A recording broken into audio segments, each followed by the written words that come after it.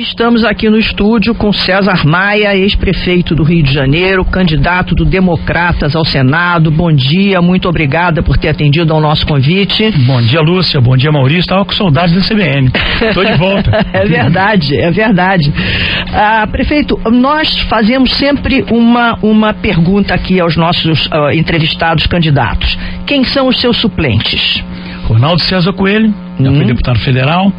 O Betim Batista, que é vereador em Nilópolis, na Baixada Fluminense. Eu procurei com isso, de um lado, dar absoluta tranquilidade ao eleitor em relação a um infortúnio que pode acontecer pra gente, né?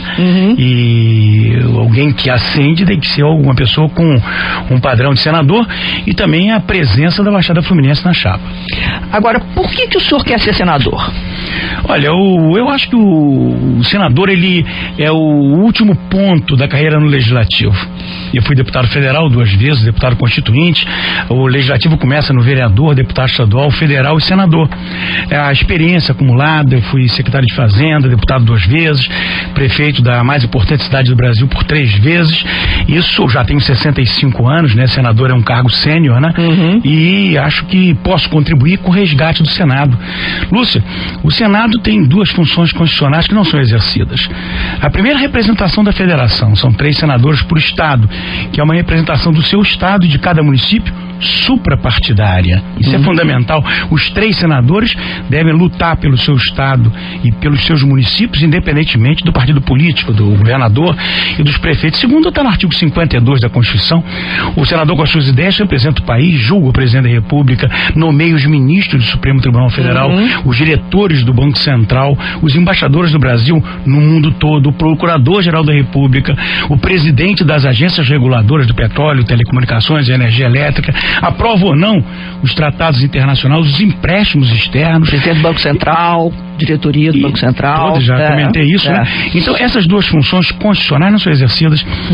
O senador fica concentrado na função política, que é análoga à do deputado federal, porque ali ele tem muito poder específico. São 81 senadores e 513 deputados federais, e acaba acontecendo o que tem acontecido nesses últimos anos. Eu acho que eu posso dar uma contribuição, junto com o governador Aécio Neves. Nós estamos formando uma frente democrática no Senado para garantir o resgate dessas funções constitucionais e a defesa contra qualquer tipo de aventura chavista. Eu acho que uma coisa importante também, que evidentemente vai voltar à discussão, né, porque não ficou bem resolvido, no caso do Rio de Janeiro particularmente, é a questão dos royalties do petróleo. Como é que o senhor se coloca nessa situação? Olha, gravíssimo. Eu vejo as parcerias muito boas entre o governador Cabral, o presidente da República. No final, nesses 3 anos e 8 meses, agregaram recursos aí na ordem de 1 bilhão e 100 milhões de reais, o governo do estado, muito importante. Mas eu vejo com preocupação a saída de 7 bilhões de reais. É como se fosse uma parceria que se quebra quando o presidente Lula resolve mudar o sistema de exploração de petróleo, de concessão, para partilha, e termina gerando aquelas emendas. Você vê, as 2 casas são do PMDB, a Câmara de Deputados, o Michel Temer, o Senado Federal, o Zé Sarney. A emenda é feita pelo Ibsen Pinheiro, deputado do PMDB, a outra pelo Pedro Simon, senador do PMDB, e nós temos aí uma situação que, em parte, eu estimo que será resolvida. O presidente Lula tem um compromisso de vetar, vetando se tem uma outra lei. A outra lei, espero que garanta os direitos adquiridos do estado do Rio de Janeiro, que a gente não perca esses 7 bilhões. Porém, daqui para frente nós vamos perder de qualquer maneira, porque essa lei nova já aprovada, ela termina com a participação especial. Sabe que os royalties que vêm do petróleo, metade é royalties, metade participação especial. Vamos estimar que para o futuro o pré-sal nos traga mais 7 bilhões de reais. 3,5 a gente já perdeu. Porque, enfim, acabou o sistema de participação especial. E mais ainda, como o petróleo vai direto para o governo federal, o imposto de renda não incide mais. Então os estados e municípios do Brasil todo, que ficam com metade do imposto de renda, no fundo de participação dos estados e municípios, perdem. Acho que a grande luta é para garantir os direitos adquiridos. Eu acho que vai se avançar nisso. Eu acho que vai se conseguir, início de legislatura, avançar nisso. Mas para o futuro a perda vai ser muito grande. Vai se tentar fazer uma legislação adicional para restituir a participação especial, e essa discussão é complexa, exige experiência, exige condição técnica de demonstrar aos deputados e senadores que a federação eleição não pode ser desequilibrada através de um jogo eleitoral que aconteceu esse ano. Agora, outra questão que é importante também é o problema do financiamento de campanha. Como é que está sendo financiada a sua campanha? Através de doadores, né? Eu procuro manter atualizado o TRE permanentemente. São empresas que fazem a doação e a minha campanha é mantida dessa maneira. Na primeira prestação de contas, eu demonstrei receitas e despesas na casa de R$900 mil. Eu acredito que eu possa chegar em despesas de campanha talvez a 2,5 milhões ou 3 milhões, embora a gente sempre dê um valor mais alto, que é para dar cobertura. Sabe que no Democratas a campanha majoritária é responsável pela gráfica toda. Porque todo o material sai com o candidato majoritário, no meu caso, senador, mas o material corre e é rodado para todos os nossos candidatos a deputado federal, a deputado estadual, os nossos parceiros da coligação, parceiros do PPS, parceiros do PSDB, parceiros do PV também. Enfim, a campanha está indo razoavelmente bem. Eu acredito que eu vou ter condição de fazer a captação para fazer essa cobertura. Maurício. Bom dia, prefeito. Aqui no Facebook, uma pergunta de um ouvinte. O senhor não acredita que errou ao deixar de investir na saúde e outras áreas para investir na Cidade da Música, que não serve para nada? Olha, vê só, né? Cidade da Música, uma boa pergunta. Eu acho que a cidade do Rio de Janeiro toda está de acordo com a Cidade da Música. Imagine se uma cidade como a nossa vai perder a centralidade de música e dança. E nós temos ali uma sala de concertos que é top no mundo todo, né? Vai além da sala de Luxemburgo. Nós temos uma segunda sala de orquestra de câmara. Nós temos uma escola de música. O Conservatório de Música está fechado. A Escola Vila Lobos, aos trancos e barrancos. O Rio não vai ter uma escola de música, um shopping cultural, uma livraria com temática em dança, música, 2 cinemas também temáticos, um parque público para integrar as pessoas dentro desse equipamento. Acho que é consenso, todos estão de acordo. O que se discute é se o dinheiro devia ser público ou privado. Se fosse o investimento do Dr. Eike Batista, todo mundo estava aplaudindo, grande presente para a cidade do Rio de Janeiro. Como eu investi 430 milhões e a prefeitura atual fez uma auditoria dizendo que faltam 50 milhões, serão 480 milhões. E aí se discute, você deveria investir 480 milhões na Cidade da Música? Aí eu me pergunto, o governador Cabral investiu em propaganda nesses 3 anos e meio 490 milhões de reais. Deveria ter investido aí? Eu vejo com bons olhos. O prefeito quer acabar com a perimetral, quer fazer um túnel de 900 metros que vai custar R$1 bilhão. Se deve ou não se deve? O Maracanã, reforma. As estruturas ficam, as fundações ficam. E a reforma do Maracanã, licitada a semana passada, vai custar R$705 milhões. Se deveria ou não? Eu tenho convicção de que o Rio de Janeiro perdeu a centralidade cultural em todos os segmentos das artes para São Paulo, que devia recuperar no segmento de música e dança, que é uma característica de um povo que é acústico. Estou convencido do acerto. E os investimentos feitos foram feitos com dinheiro que eu não gastei nunca em publicidade. Mais uma pergunta aqui, prefeito, pelo Twitter. Por que o senhor não se candidatou a governador do Rio? A eleição para senador é mais fácil para o senhor? Não, você sabe que quando se fala que o Brasil tem eleição com reeleição, é quase isso. Na verdade, é um mandato de 8 anos, com recall com 4 anos. Quando o governante vai pessimamente, ele é trocado. Quando o governante vai razoavelmente, ele é mantido.